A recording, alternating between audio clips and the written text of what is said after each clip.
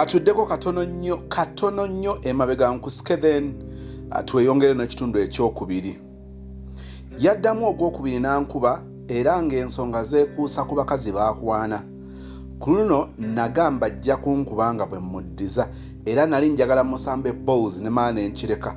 I just wished I kicked him for real kuba yankuba blue black nekoona ku seminti. Yankuba nanjabya omumwa era paka kati nkyali n'enkovu ey'omumwa gwange kuliko ska. Naye olwava awo nawulira nga mulinako obukyayi. Sinza atamwagala from the beginning kuno yantema butami.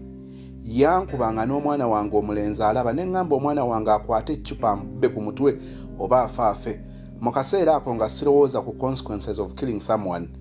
Naye bambi kataata kaatunula butunuzi nga tekalina kyakkola.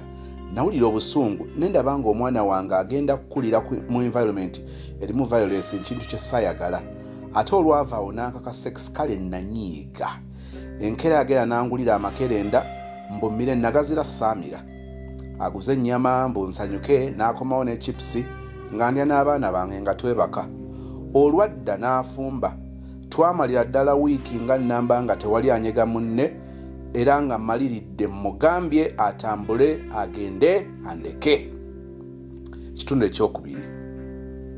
Naye tewali muntu amanyi okugonza omukazi ng'omusajja omukubi oba omwenzi. Wow, really?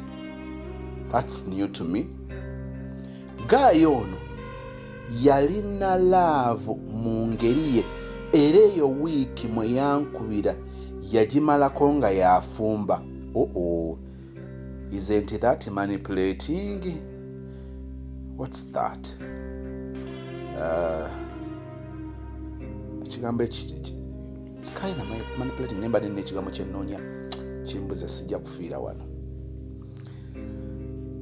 Nga ngenda okuva ku mulimu ng'emmere eyidde. Nanzyako omwana n'amunaaza. Nze yali awaza nviire ate naddamu okubyogera. Naye nga womulagira nti omusonyiye watandikira emize gye. Oluvannyuma lw'okunkuba omulundi ogwokubiri namuwoninga ne mugamba kaaliddamu okunkoonako yadde okungezaamu oluyi nja kumukola ekintu kyalifa teyeerabidde. Abasajja ekigambo ekyo temukitwalanga lightly. Ojagamba nti omukazi akutiisatiisa naye lumu alikusanga nga weebase bino bitwebaka ekikowuko n'obanga afudde. Bagala ne basooka bakutwala ku wolotaali ne mukuba ettendo overnight nebeera overnight. Ogenda okumalako sermon oba worshiping oba praise. Tulo tuli kugwe. N'olyoka weebaka 2 minutes may concern. Ojagenda okuzuuka kagwe kennyini nga baakusse. Kati oba onooza okukootya n'otegeera nti baakusse. Ojagenda okuzuuka nga sozi muto. Mwegenderezanga nnyo abakazi bwe tubanyiiza ndoza tujje tugulewo elementi. Sulenge omutwe oguterese. Kubanga bannange. Agamba nti kadamogeza oli alimukola ekintu kyalifa teyeerabidde. Naye nga nandikoze eki gye bali ababikola. Just kwali kutiisatiisa. Naye nno kyannyamba kuba olwo lwe lunaku lwe yakoma okunkuba. Kati naggulawo chapter ya kuyomba. Okay. Ono omusajja yali ayomba. Nga ne bwe baba bakutenda okuba n'otulo tosobola kubyebakayo. Just know all the 4 years I spent with this guy. You even spent like 4 years with the same person. Like seriously? Just know all the years I spent with this guy were hell. Gena, I was emotionally tortured. Munange no, I was taking contraceptive pills as a family planning nga saagala kuddamu kuzaalira guy ono. Naye olumu navanga ku mulimu nga mpapa kukomawo kufumba n'okutegeka abaana okubanaaza ng'olumu neerabira okumira amakerenda era bwe nti ongenda okukkakana nga nfunye olubuto nga muwala wange wa just mwaka gumu n'ekitundu. Gwe nno kalekaleko. I felt so bad because of the obvious. Plus my kid was still very young. Guy bwe namugamba yambuuza nga luyise wa gayi we namugamba yaŋŋamba nga luyiseewa kwaga amakerenda g'obadde weekatankira era yayagala okulwegaana.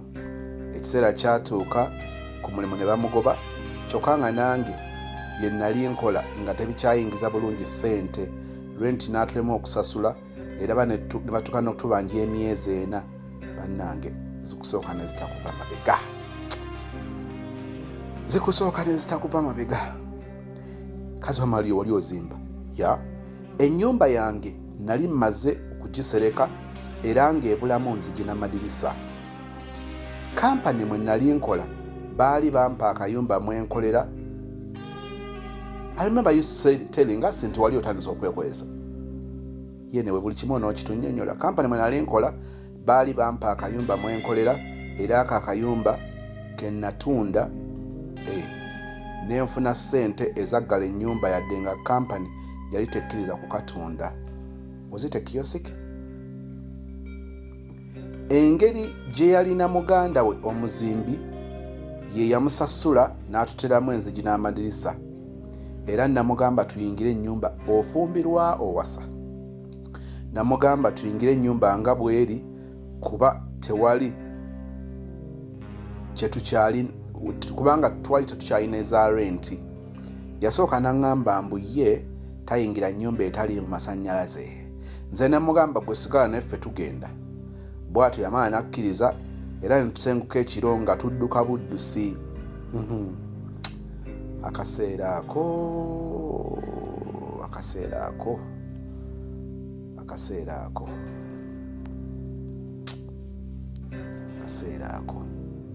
Mukama nsonyiwe naye ndowooza nange nakisasulira ddala kozi nange abapangisa bange bakinkozeeko. Ako kannyumidde. Oh my God, oh my n'abapangisa bakikutuusizzaako.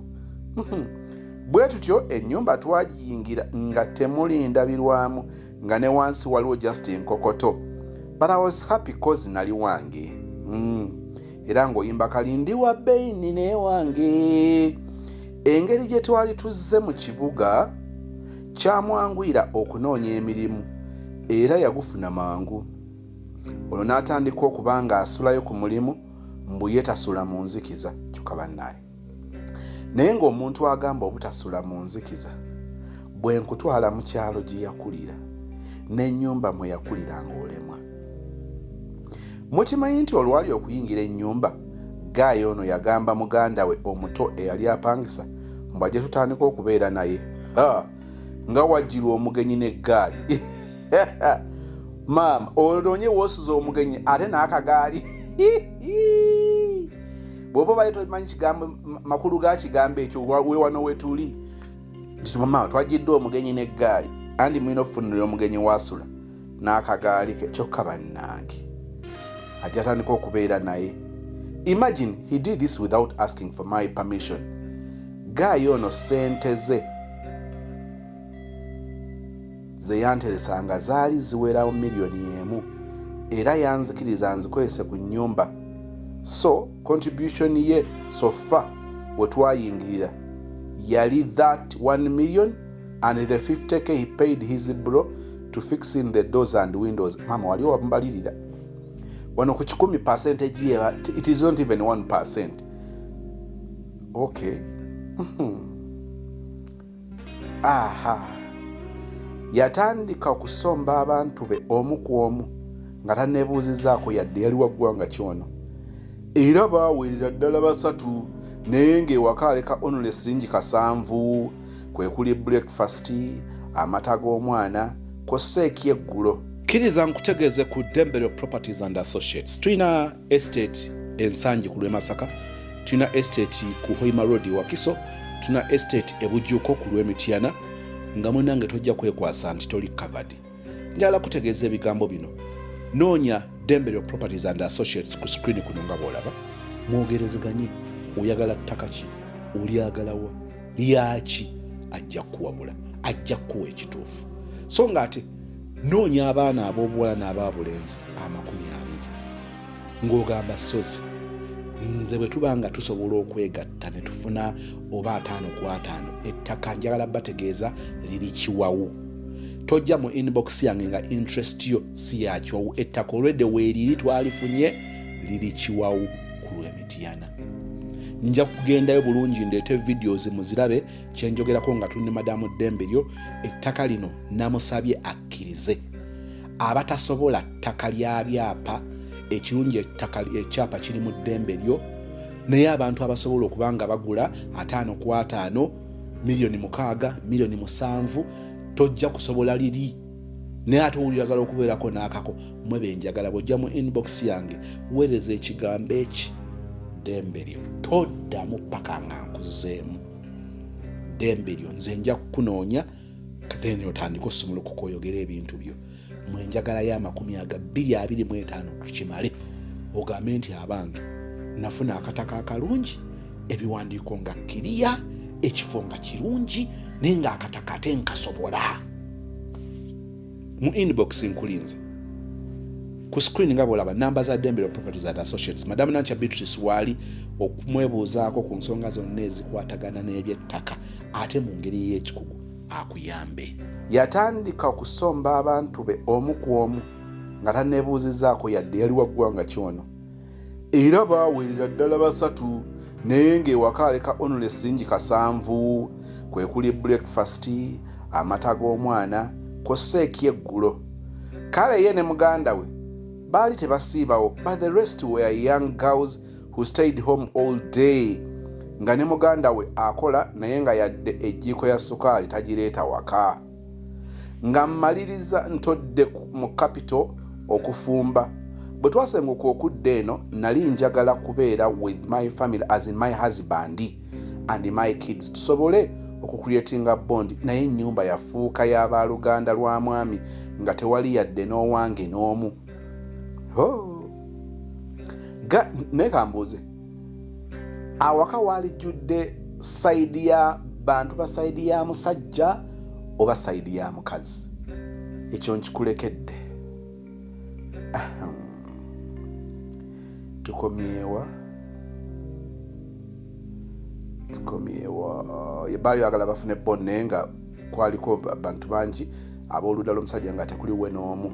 Gaayo ono yatuuka n'okwewaanira ku baganda be nga bwe yazimba, era nga n'abawala abaakwana abagamba bw'asula ewuwe yali semaka.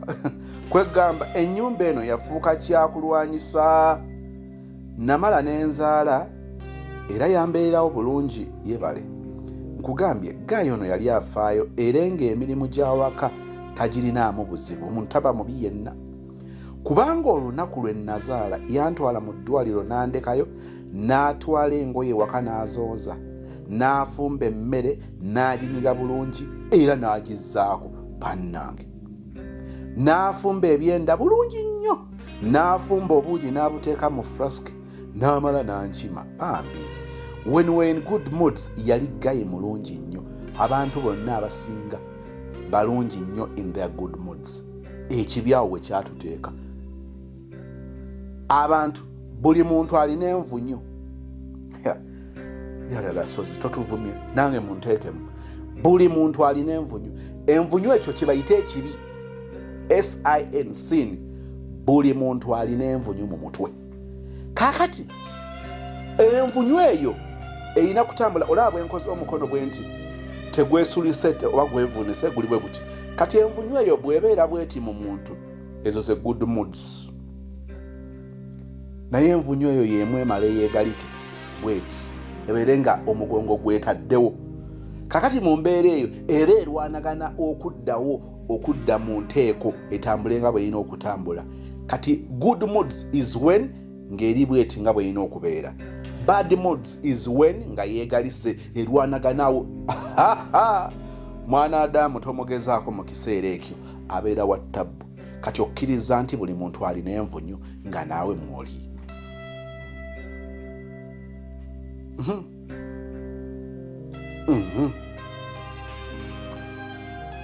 Sister agamba when we were in good moods yali Gaye mulungi nnyo. era ekirala guy ono yali very good father but a bad husband. Oli bamubuuza nti ku byombi ofulumda naki? Do you prefer ogamba nti kalekaleko nga good husband naye nga bad father, oba kalekaleko nga bad husband naye nga good father? Kambabuulire ku Aisha Furniture Mart ebanda tukujjukiza promotion ya 50% discount omwezi gwa 8 mwezi gwa 9 nga bwe nzize nkutegeeza nti egyo emyezi 2 gikozese ofuneyo Dream Furniture 2025. wagenda y'ekirage n'okirambula oba yakuweereza ebifaananyi n'akubulya price ekintu n'olaba nga kirungi nnyo naye ng'olaba akabeeyi kanene. Kati yakissa ku promotion bwe kiba kyali kya $5,000,000 komawo ekibajje ekyo kitwale ku $2,500,000. bwe baba baali bagamba $2,000,000 kati $1,000,000 ng'otwala ekibajje kyekimu. Oyagala bitanda by'abaana, oyagala kitanda kyo, oyagala dining, oyagala ntebe, center table, zi dressing mirror, oyagala sideboard, oyagala wardrobe, oyagala madirisa, oyagala nzigi, furniture wa mufumbiro, kasitoba nga toyagala coffin. Bwe oyagala coffin, sorry, kitalo nnyo, mwafiiriddwa omuntu atazikawo, naye mugende ewandege ya Aisha Furniture Mart tebalina case. Kati ebisigadde mu furniture oyo enamba ku screen nga bw'ogiraba image. Mama Aisha Najemba akulinze ebbanda bw'otuuka wali ekipande kya Nabisusa Girls side etali ya kipande ojja kulaba ekizimbe kiriko Aisha Furniture Mart kyama okumanya ebisingawo. Si kyangu kusanga good husband, okusanga good boyfriend nga si good father. Bino byenjogera byetaaga bwetaaze kuwabudde. Kyangu nnyo okusanga omusajja nga taata mulungi nga si husband mulungi. Kizibu okusanga good husband. Njagala nkugereze nkusigire bulungi ekifaananyi otegere kye ngamba. Kizibu okusanga omusajja ng'ogamba nti omusajja ono bwensinda, omusajja ono bwe musabayo omutwalo, omusajja ono bw'alaba enviiri zange nga zikaddiye, omusajja ono bw'alaba akagoye akalungi ajja kaleeta, nga kuggwa kwali, oyo yabeera good husband.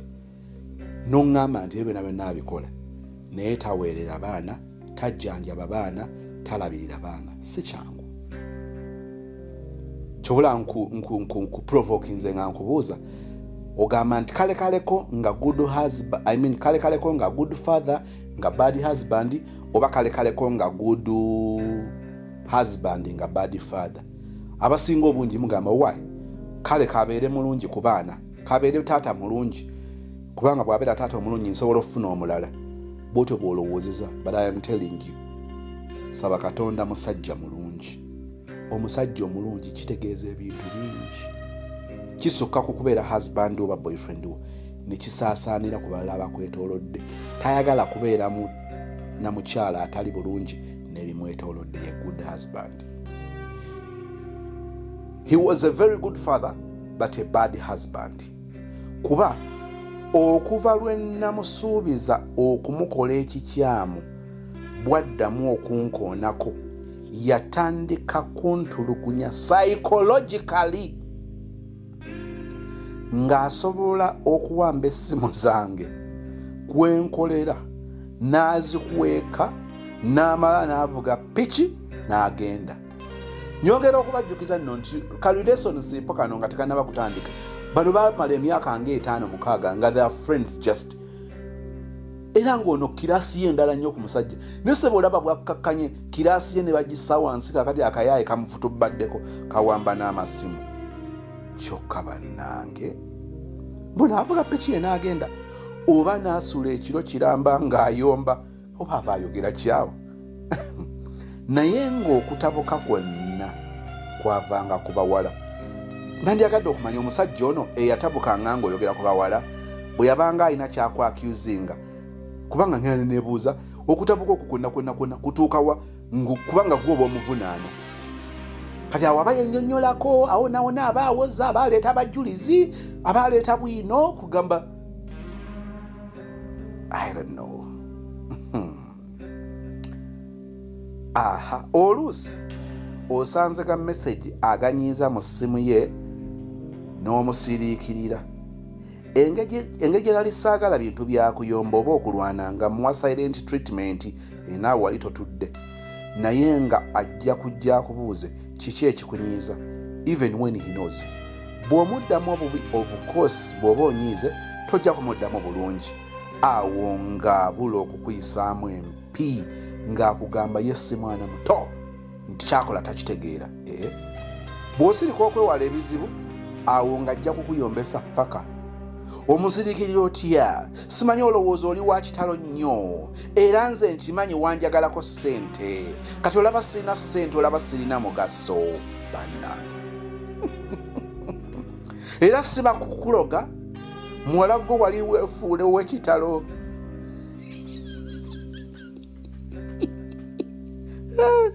Mbugambo bbi wamwenge alisanga ku mwoyo oli bw'aba tannanywa mwenge ebigambo byabyesigaliza naye bw'ayiwamu bw'ati kabisi bw'atandika okwogera ate gundi nze saakusiima gundi saakusiima bani gundi nze saamusiima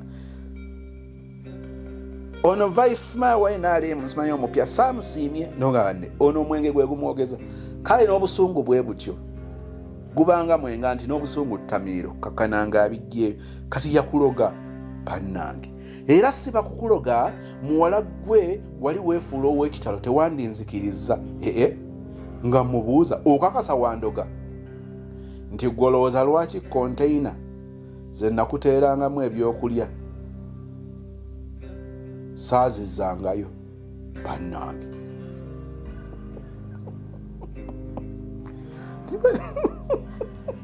Kaali kalombolombo naye enseno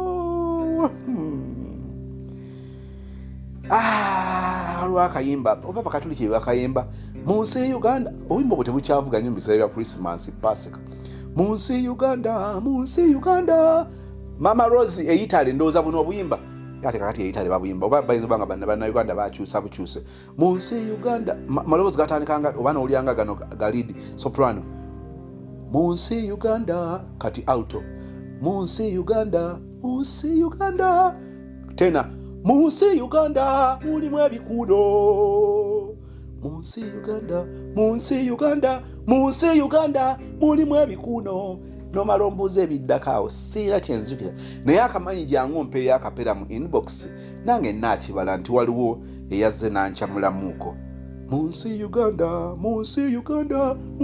Uganda mulimu ebikuuno gwate omuntu watuuka okubanga ayogera ebyokuloga nanga nsyoga olowooza lwaki container ze nakuteerangamu ebyokulya saazizangayo so nno nenzijukiranga kituufu ebyaddala eddogo lirabika gye riri kozi siina yadde lunaku lwe nali naloota okwagala gaayo ono but here I was wondering how I ended up with him. Saba omukulu ono yatuukako n'okuntiisatiisa okunjokera mu nnyo n'abaana bange ate ono yali ameze. There is one day a customer had asked me to help him with my Airtel number bamusindikireko ssente kozi yali alina only MTN. Since my home was near my workplace ate nali nyinyuse nga ssente nazisindika customer had to come home ambuuza oba ssente bazisindise ebyembi yasangawo gaayi ewaka ssebo gaayi yagamba mbu kirabika bw'atabeerawo oyo ajja n'asula awaka mbu tumubuzaabuza n'akwata omuggo akuba omusajja. I felt so ashamed because this guy's ways were so barbaric and old-fashioned. Nze nno nga nswala n'okumulaga mu bantu nti ye bba wange ate nno nga kimuluma bitya bannange. This was the guy eyali tayisa skirt naye nga gwe n'akulabako bulabi ng'oseka n'omusajja. You will explain what's that he said ekisesa. Yaŋŋamba mbu bwe mbeera naye siseka but with other men nsinika. Naye nga yatuuka n'ava mu kuntama n'ankeeta bukeesi nga mpulira saagala akomewo waka. Mukimanyi nti ebyo ebintu bibeerawo omusajja n'okoma waka naye nga n'omukazi yennyini takyagala okomewo. Yero maloleeta ku kirowoozo ky'okugenda okukuba ekyeyo. bannanga olaba n'omwami weebale kulowooza banne mukama yampa omwami omulungi omwami omutetenkanya banne tusabe mukama abiteeremu omwangu ddwa ne zifuuka ddwawo ng'omukazi akusindikiza kukwewala kukulaba buli kaseera bamutamaatamadda ate no tebatayagala ofuniryo boda accident boda ekkubo batusima agala obeera eyo ng'ozunga buzunzi ng'obaweereza byakulya kyokka bannange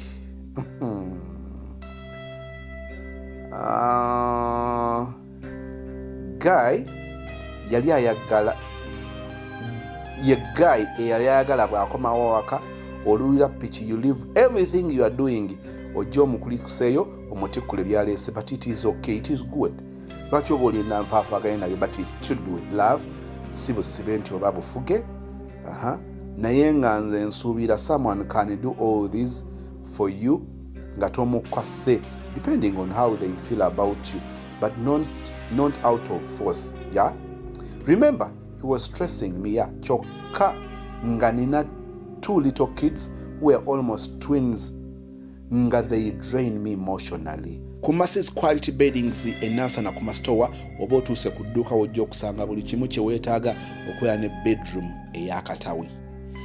Njogera ku mifaliso, mattress covers, protectors, pillow cases, amasuuka, bed cover, duvet, blankets, pillow cases, mosquito nets, carpets, doormats, ironing boards, komya okugololera buli wamu omuntu n'ayingira n'ebisenge nga wabigololerako anti epaasi yakwatawo epaasi ebeere n'awogololerwa awaayo nti wano wetugololera byonna obisanga ku Masses Quality Beddings nasana ku masitowa opposite stage ekibando wansi wa Epic Motel. Remember he was stressing me. Yeah, kyokka nga nina 2 little kids who were almost twins nga they drain me emotionally.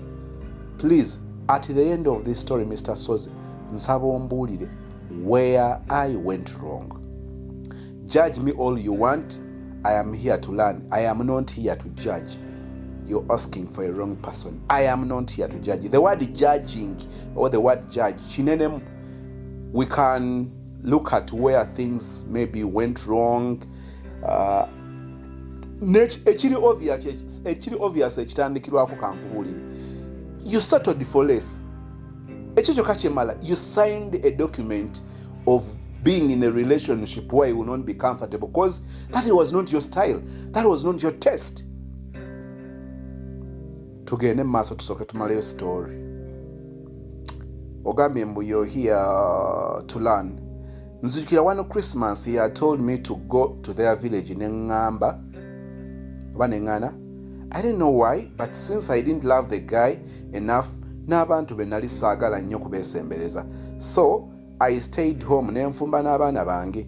His relatives had gone to the village. Mama nga bakyaliwo. Namukubira ne mubuuza oba akomawo okulya, n'aŋŋamba bano balina gye balaze okukyakala oba okukyala. Ne mubuuza ate nze. Ndyanziramu nanga gw'oli waka tuula eka. Really? Nanyiiga. Another day nga nsanga messages to girls nga abayita baby sweet nayomba. Ne mubuuza when was the last time you called me such names. Yaŋŋamba shia leka naawe kati gwe okuze ebyo tebikyakusaana kumanyoko guno okusajja nga gwali gumanyi. Maama gwe okuze tokyabisaana. Kyokka bannange nawulira ng'ayongedde okuntama. Olw'okuba ayagalanga nnyo okunkolako effujja alage nti ye mwami awaka yalindanga ngenze kunaaba n'anzigalira mu ki. Fani kino kyali ki? N'akuggalira mu kiyigo. Bannange. My bathroom is outside but it has a door which is open on top. Ani alinnya kansube nti sigwolinnya. Nalinnya ku luggi ne mbuuka wabweru nga ndaba gayi ali siriasi ansibidde mu kiyigo. Bannange. Sebo olwamala okufuluma yaŋŋamba bulijjo simanyi nti oli.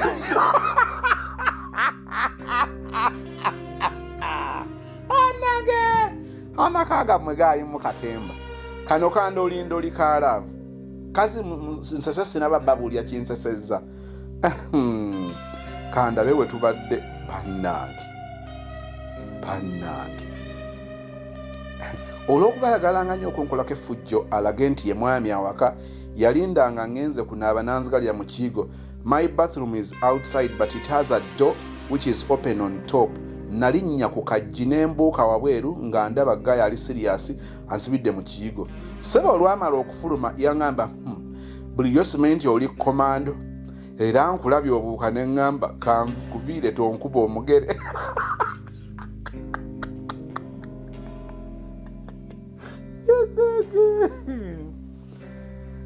Temwampudde bwe nagambye nti mu nsi Uganda mulimu ebikuuno bannange. Nanyiiga just no nanyiiga era teyakomaawo nanzigalira ebweru n'ateekako kufulu ebisumuzo n'abikwata mu ngalo. Neebuuza how long am I going to stay in this situation? Naye nga n'obuvumu obuva mu relationship sibulina anti obuzibu wali olina walitonoba era wano mu abaana ab'obuwala abalina amayumba gamwe mugendere bino. Olowooza omusajja mwangu wakusiga okulula mu nnyumba ayinza okukukyunyiza omwo ogenda mukola ki? Ogenda kuzingako ebintu by'obikasuka ebweru. Sisa mu kutandika mu kitundu ekisoose yagambye aleese sitole ye abamuyigirako babagiyigirako bagiyigireko n'abatayigirako batambulizeeko obudde. Kansubire nti toli mu batambulizaako budde nga tofuna byakuyiga wano. Oliyo okola ssente bw'onoofuna ssente n'ozimba enju n'okola bizinesi zo, abasajja oleete nga bw'ogoba bajja kukubira ewuwo, bajja kugoba ewuwo bakusibira ebweru. Njiddemu nga nkusemberedde mu kiroozi apo. Ffe tetusaaga batabani ba Fallout, tusaaga. Tukimanyi nti emmese ne bwegejja eti eba ya kkapa. Kale tujja kujja tukujogere mu kayumbako ate tukufulume ebweru tukusibireyo tukugambe weetonde mpita tadzi mwami kabaka. Musirikire mututye. Nebuuza how long am I going to stay in this relationship? Nga n'obuvumu obuva mu relationship sibulina. Ekisooka it was my house. Nga sisobola kunoba. You see, that's what I told you. Ate nga guy is not willing to move out cause he considered this his house as well. Olw'obusente bwe yanteekako kali akamu mu emitwalo 5 omanyi nzijjukira nga lwaki tukamuddiza. Ate nga nange okwagala okukuuma ekitiibwa ky'amaka nga ndeka abantu ne batakitwala nti is the owner. Nga ndeka abantu ne bakitwala nti is the owner. Era most people in that town knew the truth later. Olw'okuba nali saagala gaayo ono kubeera waka kuba buli lwe yabeerangawo gy'alinga mitawaana nange nga simukubirako yadde simu mbu mubuuze how he is. Era lumu yaŋŋamba mwankoowa yadde n'okunkubirako tewali. Namuddamu ne mubuuza tukukubire tukugambe ki? Oba wagenze n'amaseppiki? Yanyiiga. Nze namukubiranga lwaggulo nga nnyuka okumugamba aleete pampa z'omwana. Mujjukira bina bagambako nti weegenderezanga nnyo relationship bwetuuka kumutendera ogw'okubanga conversation galimu tuleetereyo ku buugi. Bw'oba okomawo yitira ku pharmacy otufuneyo dayinapa ono kikaaba asesema. Dayinapa akwataganya n'okusesema. Of course ngeza bugeza. Mukimanyi nti eriyo conversation z'abasajja n'abakazi nga zirimu ebyo. When you check the messages between a boyfriend and girlfriend, between a husband and wife, ebyo byobeera. Gwe nno oli eyo naye akaliga ka Simoni kazadde akaweewo byebyo ebirimu. Okuzzaayo emabega bwe twajja mu kibuga yafuna piki ya looni naye yagifuna eri mu kyalo gye twali twava. Lumu mba nnongoosa n'engwa ku receipts nga ssebo ziriko amannya ga maama w'abaana abakulu nga gwaweereza ssente n'asasula. Kwegamba ng'enkolagana weeri y'amaanyi nnyo. Ani yagamba nti yali yavaawo? Era namaa n'empulira nti yamaa n'agenda e Saudi. Olwo ng'ekibeera ku ssimu ng'ebifaananyi biyitiŋŋana ku Facebook Messenger ng'amasimu galinga amasimu. Oli mu ssimu yange yali efudde nga nkutteyo omwami omukyala n'akuba namukwata naye ng'omwana wange akaaba. Omukyala yabuuza ky'ogamba gw'osiiba n'omwana. Teyamanya nti nze njiina era ne mujjako. omukyala ng'atuuka eka n'ayogera omukulu ng'atuuka eka n'ayogera n'omukyala ku video call nga wendi. Olumu nayingira ekisenge ng'alina omuwala gw'ayogera naye ku ssimu. Bwe yandaba yambuuza gw'oyagala ki bannange. N'amala n'amugamba wamma kanzije kyannuma. Olumu yakomanga weka n'emmere enfumbe naye nga ndaba birabe. N'akomawo nga yaguze tray y'amagi naye nga mu kifo kya 30 gali 16 ndowooza nga yagagabanyizza. Ng'amalala galaga alina gwagulizzaako oba aba yaguze half kuba nakyo gyekiri. Nsobola okugula waafu. Olulala yaleeteeka amatooka aganaatera okwengera nga kiraga alina gye yali yagagulira ne gabayitirako obungi ne gabalema okulya. Abakazi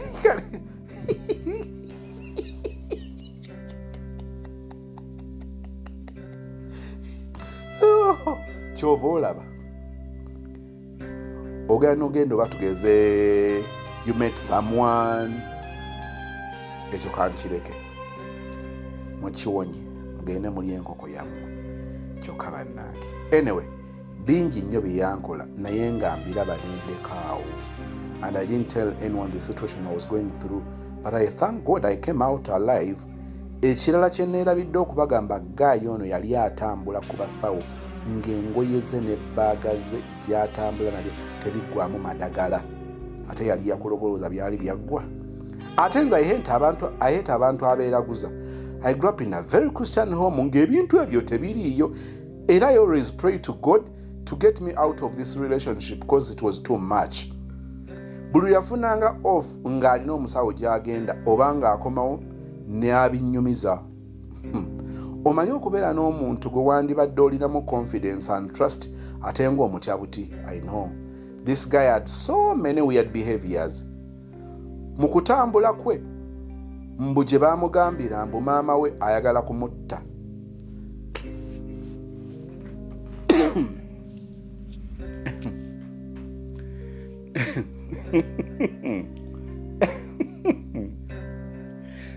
Sister, by'oyogera nali mbiwulidde kozesenganya abantu.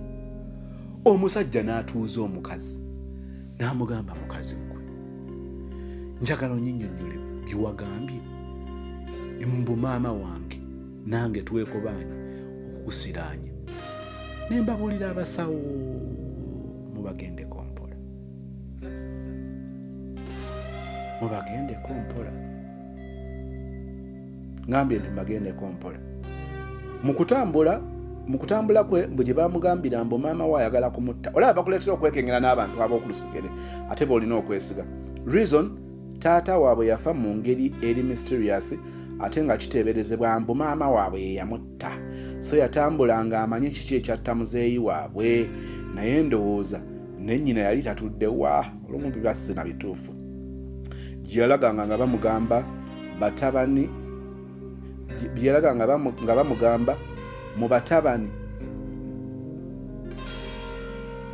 mutabani wa kutambulirako ne maama yatambulanga nga bamugamba nti mutabani wa kutambulirako kyokka bannange.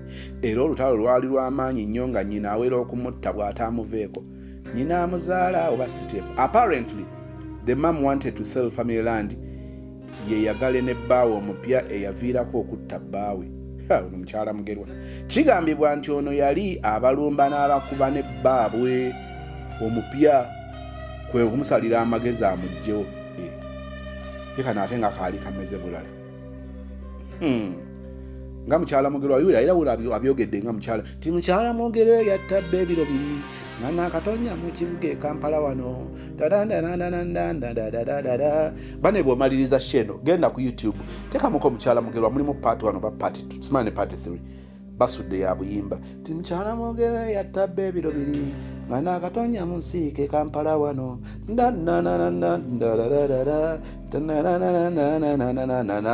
fenno obuyimba obwo butukuzizza gwokyali awo. Mbu omutabani yali alemesa maama okutunda ettaka anti ng'amugamba ettaka lya famire terisobola kutundwa ebintu bino yabiŋŋambangako ne mugamba weesonyiwe maama akole kyayagala naye nga bwe yali tagambwako yagenda mu maaso n'okulwanagana n'omukadde era kigambibwa mbu olumu yagenda mu kyalo ne bayomba bubi nnyo n'akuba nnyina ko nnyina nti nkuwadde emyezi 6 ng'oli mufu kati waakayita emeka naye nno n'omuntu akalira mu nnyina n'amukuba ono yali maama weddala ba siteepu omuntu nabanna yes bw'olabanga ntuusa awo siibula omuddu wagende mirembe bannange sister agamba nti Mungai why but where there's a story nanga kakana mere ya moga ajifumye muganda in your voice. Now my battery is low. I'll continue from there. It is still continuing. Wagambe kujajinga nsagala kujajinga but I want to give my observation. Bwe bayingira relationship munagumire mpeondo lazife egenda fuulwale sound bwanayingira mu mpewo tunakigumira kamba buulirewo ebigambo bino nabagamba omuwala ng'osomyeko bw'oba oyingira mu relationship n'ekyokusomako kiteeke ku lupapula kibeere nga kitunuulirwa ntera bagamba nti bw'oba ng'olina omwana bw'oba oyingira mu relationship leka kuyingira relationship ng'atalina mwana so mu kusalawo okwo consider n'ekyokubanga olina omwana kitunuulirwe oba ogezaako okunfuna bw'oyingira mu relationship ng'oli muyivu okukitunuulira tekiri nti gaba malala naye oteekeddwa okukitunuulira nga oweekenneenya gw'oyingira naye mu relationship kino kigenda kubakolera oba kigenda kubeera muziziko okusoma kwa ssebo kuyinza okufuuka omuziziko mu relationship ng'ogezaako okunnyonnyola omuntu ng'alaba ng'omureasoninga out omufuula omusiru so bwe bayingira mu relationship abalala si bw'ogiyingiramu okuyingira mu relationship nga eyeewala omulenzi ali eri naawe oli eno si bwe bayingira mu relationship n'omuntu nga mwena mubeera salaama munyonyo okuyingira mu relationship ng'olina amakaago ng'omusajja akukwana talina makaage ebyo nabyo bintu ebitunuulirwa nga temunnabagenda wala kyokka ebyo byonna bw'oba obyerabidde yiga okuwa kino ekitiibwa okuyingira mu relationship n'omuntu gw'olina ensonga ennyingi ezimala okulaba nti oba ezikakasa nti there is no compatibility tewaliwo okukwatagana mwembi kyamutawaana njagala ojjukire omu kubagezaako kukubuulirira yakulaga omusajja omutuukirivu taliiyo kituufu taliiyo ate n'akujjukiza ekigambo kye nayogeddeko nti n'emyaka gigenderedde oli mu kkula eyo naye eba nsobi kati mu kyo abawala bakola decision to settle nga the issue is not who you're settling with nga the issue is to settle kati ekyo nakyo kisinze kukosa bakazi si basajja ojja n'obeerawo ne pressure oluusi pressure eyo ng'eri awo eringa fiction tekukwatikako naye nga gwe kennyini weemalako emirembe bw'ogenda okubalabala mikwano gyo bafumbiddwa bazadde abaana abalimu oli mukaagundi kati ensonga n'ebeera awo nga naawe ekimu ku bizibu bye binene kwe kuyitibwa mukaagundi. You guys, what is so special mu mukaagundi? Kakati ffe ekitiibwa tukifunirawa nti bba wa gundi nti taata gundi. I mean, waliwo ebintu ebibabadaringa nga byetaaga okutunuulira n'okufumiitirizaako naddala nga mukama akwadde ekisa okubugumizibwako wovaako ku kyalo n'ogendako ku kyalo ekirala n'oba nga tolina ndowooza yokka ey'oku kyalo kyewammwe ka exposure ko kalina akafuufu ke kakuggyako. Bangi bwe yalabanga omusajja ono ayogera mu bigambo bye nga mulimu eky'okumuwasa, eyo yali qualification number up to 10, so the guy qualified to be a husband, so she accepted. Bwe ngamba compatibility njogera ku kukwatagana. Waliwo compatibility lwe tugitunuulira nga tulaba ejjudde obutabalansinga, ng'omuwala wa waggulu nnyo ng'omusajja wa wansi nnyo. So nga ate waliwo agamba nti munange noolaba olumu omusajja bw'aba owa waggulu omukazi wa wansi biyinza obba obiralamu kubanga olumu abasajja ebintu tubiraba bulala. Omukazi wa waggulu nnyo, omusajja wa wansi nnyo. Ekyo tusooka kukitunula tugamba nti kino olowooza mugenda kitambuza muti. Kyova olaba ye obwongo bw'omusajja bwamulaga nti gwe okukuwangula ebintu byali olidde akabanga akawanvu oli olina okubanga bakunyeenyaamu okwo n'anyeenya ku nsaasi n'amala n'okubyeyogerera n'abyeyogerera.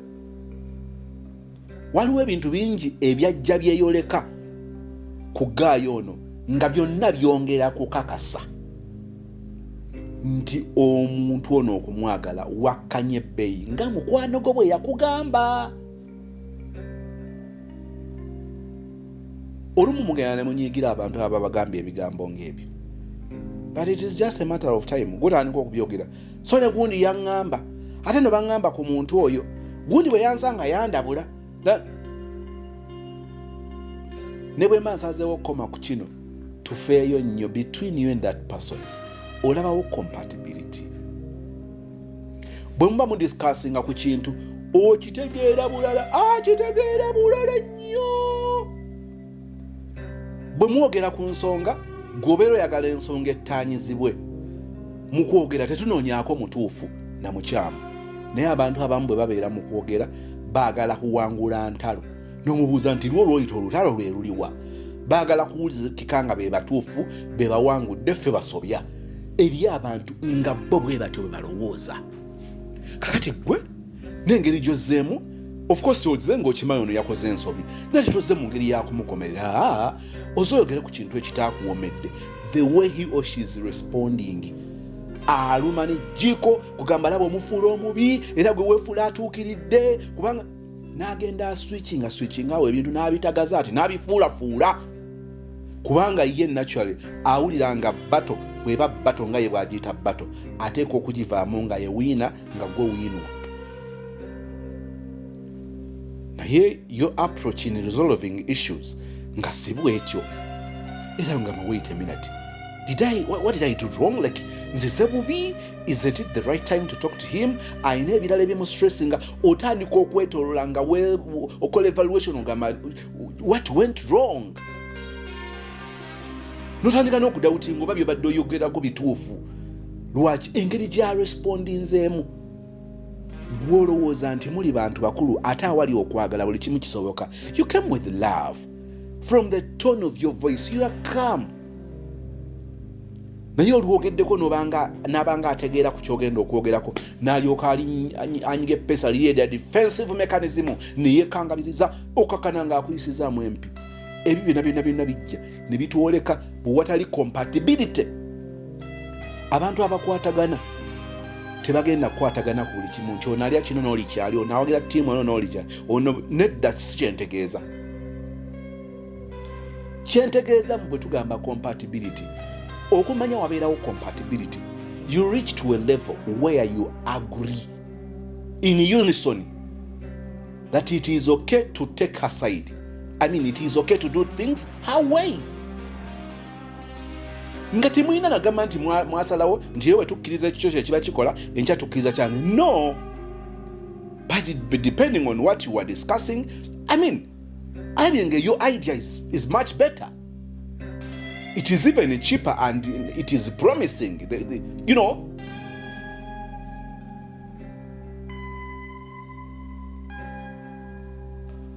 Where there is compatibility, oli ajja akalakala n'ekirowoozo kye n'akiteeka ku mmeeza ne mukiwaawanya ne mukiyiwa ne mukigoba nga yitiriza okenagabula mami oli mugezi.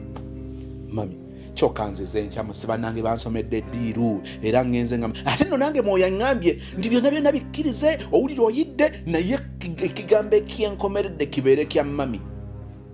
Era bw'atuuse ku mami n'ogamba nedda mukwano bano bakukyamusa bagenda kubba. Okay. Kate kanyongero kiwa obudde kyobola nkwesiga. Awatali compatibility ye muntu okulowooza nti ebintu bikolanga bw'ayagala all the time. Is it what you believe? It's a big no. Then how are you going to tell us that you can be with such a person who thinks that it is always him? It starts with him and ends with the same idiot. kakati relationship yeno obutakwatagana bwali bungi from the word go, but see how you compromised. Chihola tuyinza okusonyiwa tugamba wayi omusajja bw'aba yakwatamu nga bw'abyogedde, then we can pardon you for that. Era simanyi eddogo lyafuluka ddi. Abaana ab'obuwala tuula wansi mu bimu ku byoba osinziirako oku-accepting omusajja from today onwards, lekeraawo, stop. Okubanga ekyemyaka okugendako is one of the issue, because I want to tell you ekizibu ekigenda okusuula mu buzibu mu biseera bye eby'omu maaso, it is basing on that ideology that you're running out of your time. Running out of time. Who is timing? Ani referee? Goal eriruddawo baagitadde. Abasimbudde tuli bameka. Eyo mentality bw'otagyeggyemu nkukakasa relationship zikyakusala. Naye olumu mbyogera ne mubanga ababiwulidde bwe bukeera enkya ne wabaawo wajja nga sozi kyokka otugamba, kyokka ekintu kino wakyogerako, kyokka wakitugamba, kyokka laba bwe nakola bwe nti. Bw'olabanga relationship yo waliwo obutakwatagana bungi wakati wo n'omuntu wo, don't compromise. Ayinza nga mulungi nnyo mu ebyo birala by'otunuulidde ebitonotono nga mulungi nnyo, kkiriza nti omulungi oyo si wuwo, agenda agasa abalala. Ogenda otunuulira oba kyali kibatuuseeko n'abasajja olwogayo nga nagamba bulire ndabika na compromisinga nnyo n'ensussa nti otyo. Abamu ku bantu benteebereza mukazi wange bibagamba nti bayinza oba nga ayagala, mbatunuulira n'ensooka n'enzijawo ekyebbuba n'empulya busungu nga ndaba mmanyidde ko nze ng'akumanyidde atya, okuva ku nze n'agenda ku muntu ng'oli. Ntera obbagamba nti kakati olaba omuntu oli gwe wamusitula n'omuleeta eno gy'alabika okuba nga tali comfortable.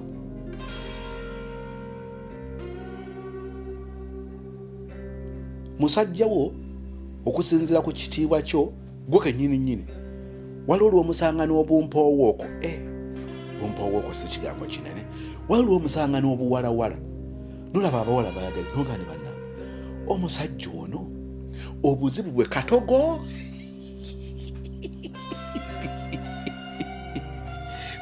Notandika okubiyeebuuza. Tugeze mwine ekitongole naye yagenda nakkira ddala kati oli agenda gasozi kikyogezaako okutegeeza lwaki obwongo bwo bukkiriza nti oli wa wansi. Lwaki endowooza yo bw'otambula bwe njogedde ku baawaggulu, lwaki towulira nga olinnya okubeera mu baawaggulu n'owulira nga weerinda okwogerwako mu baawansi? Teriiyo balo lw'ogamba nti bannaye naye musajja gwe wanjooze. Temubyogerangako. Of all people and you went to gundi, iyo kugundi obola buti obuuzi. Kati abantu bawulira nti wangasseeko gundi, nti ongabana ne gundi tekikubeerangako. Nga buli mwana n'agamba nti omusajja gwe nafumbirwa ne bukeera enkya n'alaba nga mujja wange alina kubeera mukozi gutwalira atuyambe emirimu awaka. Ebiseera ebisinga ntera obbagamba nti oyo eyo gy'aba agwana enewa aba yakola ka upgrade kateetegekera. Yagula benzi naye nga tannaba kusobola kubeera na benzi. Manyi byenjogera byali bibaddewo omu ku mmwe ebintu bino wali obisisinkanyeeko. Kakati ebyo byonna byonna olumu nti kiraasi y'omuntu gwagenda nayo yali ndala ne ku kiraasi gy'olina okubeera nayo. Ate kiyinza n'okwewuunyisa nga aba yasoma ng'aba muntu wa buvunaanyizibwa ali mu ofiisi nnene. Abantu abamu balina obuze nja kuwa akasembayo. Abantu abamu osobola okumusanga ng'alinamu ku busente, olaba musajja ategeera nnyo naye ng'ayagala obukazi, ayagala obuwala bwafutiza, ayagala akawala kakontrolingira ku mitwalo 20 ne kagwa eddalo, bwakagamba ku ddyo ne kaweta ku kkono, kati yimirira, kati kugulu kumu. Gye bali nga tasobola kusinkana bantu nga ggwe n'abanga baatagaliramu nga takisobola nakka wansi. Ebiseera ebisingira nti bagamba nti oyo omusajja taba wa waggulu. Okusanga omuntu waggulu tekimufuula wa waggulu. Kyova olaba osanga omuyivu n'ogamba ne maama musajja ggwe oba kubanga tewasomako ate kyalibadde kitokotaani covered mama oba kubanga tewajjako Kampala banna muvubuka n'olusiddiiku luwa lulinyisa ennyonyi n'oluleeta Dubai. Musajja singa obadde tojjangako Dubai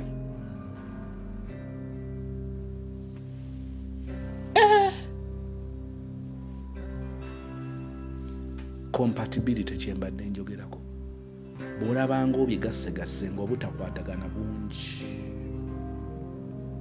bw'oyogera gayi n'agamba weefuula ow'amagezi weefuula ow'ekitalo weemanyi obulungi weefuula eyasoma kubanga mmwe mwasoma munnange ebyo ebigambo tobitwalanga lightly ofuuka threat eri omuntu n'otandika okulwanagana nga gw'olwanagana naye ye muntu bwe mugabana omubiri gwo. Nsaba tusinkane mu kitundu ekyokusatu. Mukama akumpeera ekisa. Nze Becky Sozi owa Remo Beauty and Wellness Parlour Esseeta. Mu bimu ku bye tukola mwe muli body massage therapy, facial treatments, counseling services. Gw'omwana ow'omuwala ovaamu akaswa akabi, gifa ebbaawo waffe abakyala, obundula amazzi amakyafu, wazibikira enseke, bw'onookosa gifa ebbaawo ono gw'ojja otuweera obujulirwa. Tulina kofi ono alimu ebirungo 6 mu kintu kimu. Gano Dama Coffee 6 in 1. Mulungi eri abalwadde ba sukaali, mulungi eri abalina obubonero bwa kansa, mulungi nnyo eri gwe akakalu kano okuyita mu lunaku. Mu health wellness treatments tulina reflexology sandals, nungi eri abazimba ebigere, bw'olinnya wansi owulira nga afumitibwa mu bigere, zirelaxinga muscles zo okufumitibwa kuno ne kuggwaawo, ziyamba omubiri gwo okutambuza omusaayi, ziyamba ku bwongo bwo n'embeerayo eya bulijjo. Buli peesa lyolaba ku ssande eno lirina ekitundu ky'omubiriko kwe lituuka buli lw'ojambala. Olwo obujjanjabi ne bukolebwa ku mubiri gwo. Osobola okugigula n'ojambala mu ofiisi yo, awaka, osobola okugyegulira nga ggwe, ogigulira mukaddewo oba jjajja kuba ate abo bagyetaaga nnyo. Okumanya ebisingawo ku bino byonna, kolagana ne Remo Beauty and Wellness Parlour Esseeta ku nnamba ezo eziri ku screen yo for direct calls and WhatsApp. Lwaki okaba ddala lwaki wenyamira tetuganya olina ebiganyi ensoola befunze watonyigibwa buli ludda kimanye sikosose newakubadde ffe tusirika ffenna tewali njawulo ekituwa ffe kusuuli ne tulema okwenyamira ne bwe tuba nga tunyigibwa ky'ekigambo kya Yesu ekigambo ekyo ky'essuubi timugumenze pagudde olina ky'okumwekwata jango demwe essuubi ebintu by'olaba bingi ebikumalamu essuubi n'obusabusa mu kupakasa ddala okazana naye laba mbi ensimbi tewera olimbibwa mukwano bw'obatunulira abalala b'oyitako nga beevuga kanatekwe kanakagali tokalina mazima notokimanya kyomutabeera ne siringi ezijjuza loole naye otulosebo tufuna agayiso ge kamugundwa. Lwaki okaba ddala lwaki wenyamira tetuganya olina ebiganyi ensoola befunze watonyigibwa buli ludda kimanye sikosose newakubadde ffe tusirika ffenna tewali njawulo ekituwa ffe kusuubi ne tulema okwenyamira ne bwe tuba nga tunyigibwa ky'ekigambo kya Yesu ekigambo ekyo ky'essuubi timugumenze pagudde olina ky'okumwekwata jango demwe essuubi. Through every trial, every triumph, grace has led us here. Ambassadors of Christ Choir, live in Kampala. This Far by Grace concert honoring Mwalimu Sozi's 37 years in gospel music. Come and enjoy these timeless hits.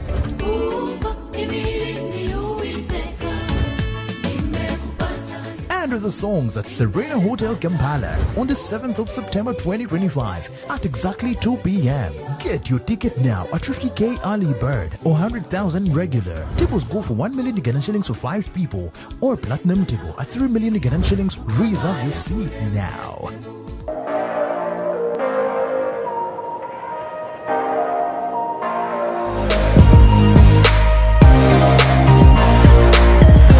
Ladies and gentlemen, ndanezerewe.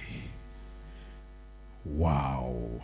Finally, after a long time, you know, we've been longing to meet the ambassadors of Christ. And I can't believe that I am in Rwanda.